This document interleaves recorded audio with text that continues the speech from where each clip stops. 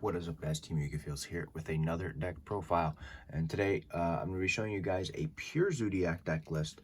I know the last time that you saw a Zoodiac deck list, it was the Dogmatica variation, and I wanted to show off the pure variation now so you can see just how it runs, the ratios that I like to play.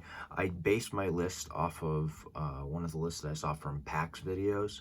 I think there's like some changes here and there that I made that he didn't have in the deck, or that were just slightly different ratios. So I'm going to go ahead and showcase how I'm playing the deck currently. This deck is ridiculously powerful with the addition of Zeus.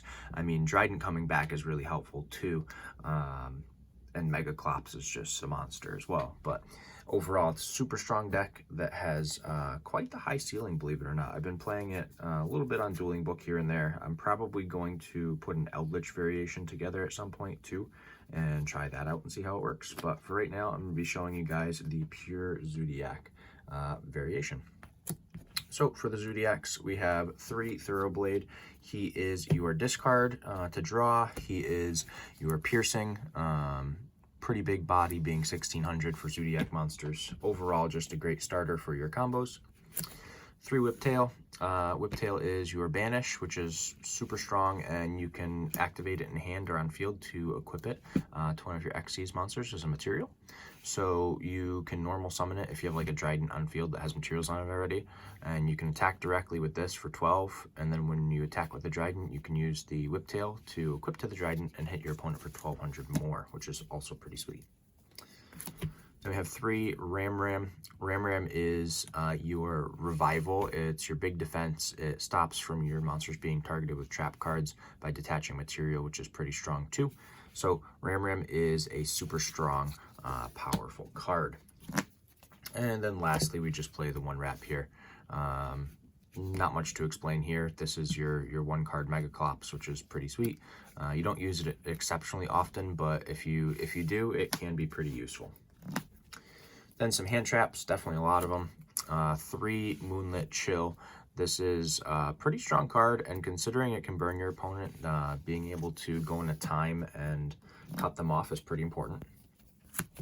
3 Ash. This is just the most basic hand trap. I feel like I never have to explain that in any of my videos. It's just the basic hand trap. That's what everyone has to play. You got to play 3 Ash, right?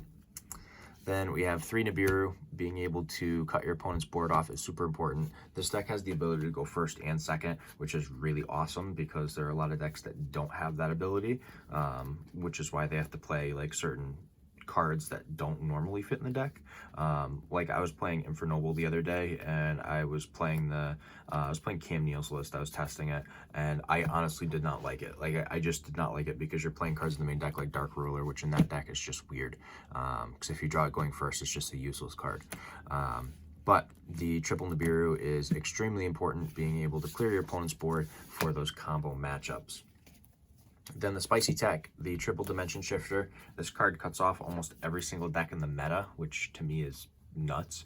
Absolutely insane how good this card is. I mean, the ability to stop Virtual World from even playing is super strong. Being able to cut Dinos off is also very strong. You can cut Invoked off as well, which is pretty sweet. So you have a lot of things that you can do with Dimension Shifter, and it definitely does stop other decks, whereas your deck, it really doesn't hurt Zoodiac that much. Like you don't get hurt by this excessively, which is awesome. Moving on to the spells, though, we have Triple Tanky. That should go without explaining. It's just your searcher for your Zoodiac monsters. It's probably the best searcher in the deck. Then we have the 1 Barrage. Wish we could play more, but Konami would never ever let us do that.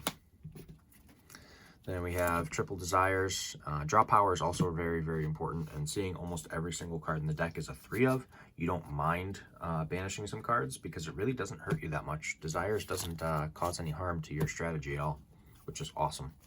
Then some back row removal. I do double twisters and 1 Feather Duster. I put a list together on Dueling Book, and I was testing it, and I was playing Cosmics in the main. For the video, I just tossed in the twisters because I think that 2 back row removal is typically better than 1. That being said, though, Eldritch is still a deck, so Cosmic does hurt that more. It's kind of up to you guys to decide what you prefer, but twisters or Cosmic definitely suffices.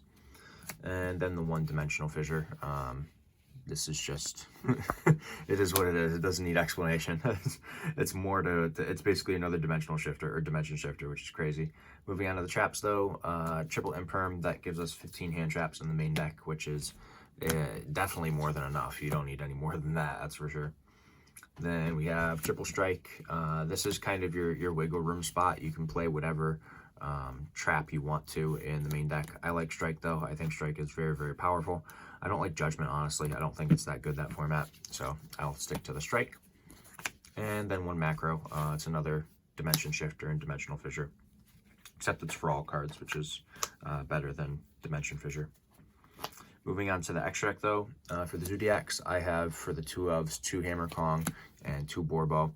I really do think 2 Hammer Kong is important, especially if you're going to start going off on some of the combos that the deck does. I just think that you have to play it. And then the Borbo is just your Zeus Turbo, which is crazy. Then for the 3 ofs, we have Triple Mortar, which is sweet, and Triple Chakanai, which is also pretty sweet. I think that these you definitely need 3 of because they recycle everything for you. It allows you to continue playing turn after turn, which is basically the Zoodiac strategy since the deck came out, is ensure that you're able to play turn after turn because you're probably not going to OTK your opponent present day with Zoodiac. If it was old school Zoodiac, you might be able to, but currently no. Then we have the 1 Trident, which doesn't need a lot of explaining. Trident is definitely pretty awesome. I'm hoping that Konami is nice and puts him back to being a multiple on the ban list rather than being just limited to 1, because I know we're not getting Broad Bull. And if we do get Broad Bull, this deck is probably going to be one of the best decks, if not the best deck, to be perfectly honest. Then we play the 1 Vespinato. This is super strong, honestly. I love this card. It's so good. Basically gives you a free Zeus, which is sweet. Then the double Zeus. This is pretty important in this deck. If you run low on Zoodiac cards in your extra deck, you can just make a Borbo, swing, and then overlay. Or if you just like need to attack with a Zoodiac, you can do that too. And then you just have your Zeus.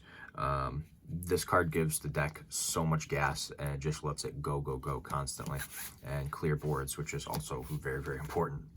And then the 1 Megaclops, which this card steals so many games. There was a game that I played on Dueling Book where I ended on, let's see, I sided in some stuff, which we'll get to.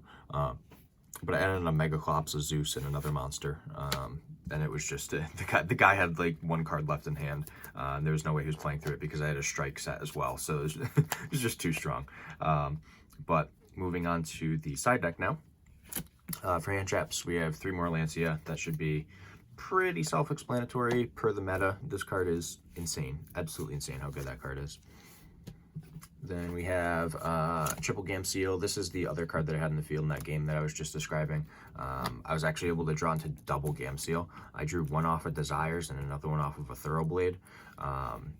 So I was able to do the Thoroughblade Ram combo, Gamseal, and I had a Lightning Storm. So like that was, there was no way he was playing through it. Like absolutely no way he was playing through it, which is pretty sweet. Then Triple Dark Ruler, shut off your opponent's boards. This is about as basic can be for this deck. It's another card that outs an opponent's field. If you want to play like Alpha, you can play Alpha. I don't like it, though, personally. I think that Dark Ruler is significantly better because it can't really be negated, which is ridiculously powerful, whereas Alpha can be negated, and then you just have to like sit there and wait, basically. You can't do much. But then we have double Lightning Storm and a Red Reboot. The Red Reboot can either be a 3rd Twin Twister, it can be a 3rd Lightning Storm, or you can keep it as the Red Reboot, whatever you prefer. I just think that being able to completely shut off decks that are trap oriented is very important, because this deck does struggle a little bit against back row decks. That's the only downfall, honestly, but the double Lightning Storm definitely helps solve that. And then the last card that we play is 3 Ice Dragon's Prison. This is for when we know that we can go first. We side it in and we basically out whatever decks we can. I know when I brought Infernobles to locals last weekend, someone flipped this card on me like 2 games in a row. I still ended up winning, but like the card is very, very strong. Like I had to wait a full turn to play again, which is ridiculous. So this card is really good against, you know, Infernoble. It's good against Dragon Link, all that good stuff. And every other deck in between. Good against Dinos too. So keep in mind, Ice Dragon's Prison is ridiculously powerful. But that is the side deck, which basically wraps up the entirety of this pure Zoodiac deck profile. I hope you guys enjoyed it. If you did, give the video a thumbs up. Don't forget to let me know what you think in the comment section down below. And for right now, this is Team Yugi Feels signing out.